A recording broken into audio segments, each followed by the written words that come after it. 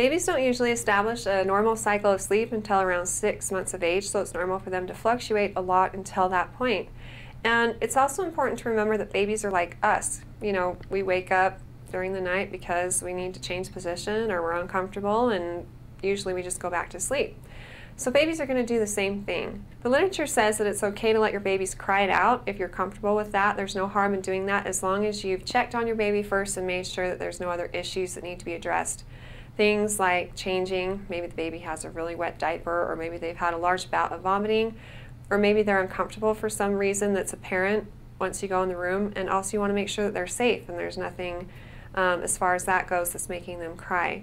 If you've checked all that out and the baby's doing okay, like I said, it is okay to let him cry it out if you're comfortable with that. And maybe your baby's just looking for comfort, and if you go a couple of nights without going in the room and getting your baby, then eventually he or she will learn that they're not going to get what they want from just crying.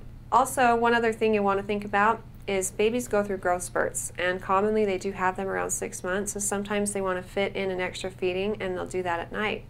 So that might just go on for a little bit of time, and maybe your baby will go back to sleeping like before. But it's especially important to make sure that you address those extra feeding needs if your baby's underweight or really needs that extra feeding for development. You'd want to talk to the doctor at the 6-month appointment and just make sure your baby's on track if you're concerned about that. And as always, if you have any concerns, you should definitely talk to your doctor and make sure that there's no underlying medical conditions causing her to wake up at night and cry on a recurrent basis.